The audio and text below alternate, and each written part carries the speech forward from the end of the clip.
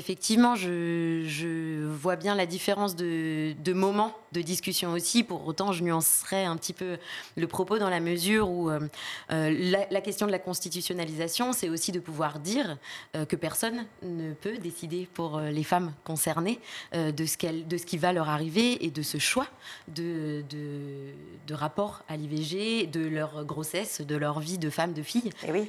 Et donc la question de la possibilité d'imposer un choix de la part des médecins, mais comme de la part d'autres personnes. Nous, on travaille beaucoup avec des mineurs, par exemple. La question des familles se pose aussi. La question des personnes en charge qui peuvent être parfois elles-mêmes peu informées et donc prendre des décisions par ignorance ou par manque d'information, parfois peuvent être aussi mal intentionnées et donc mettre en danger ces mineurs, mettre en danger ces jeunes femmes.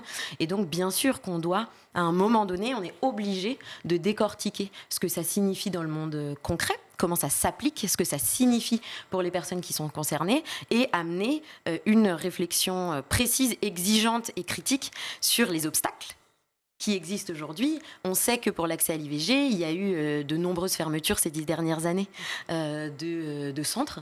Et donc, l'accès est de plus en plus difficile, alors même que le droit n'a pas été nécessairement ouvertement attaqué.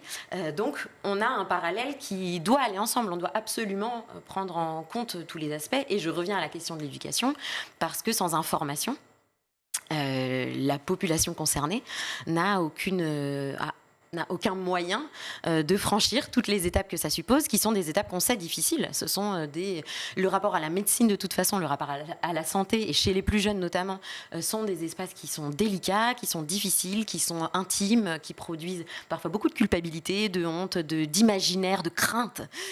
Et donc on a, nous, une responsabilité sociale, si on veut aller au bout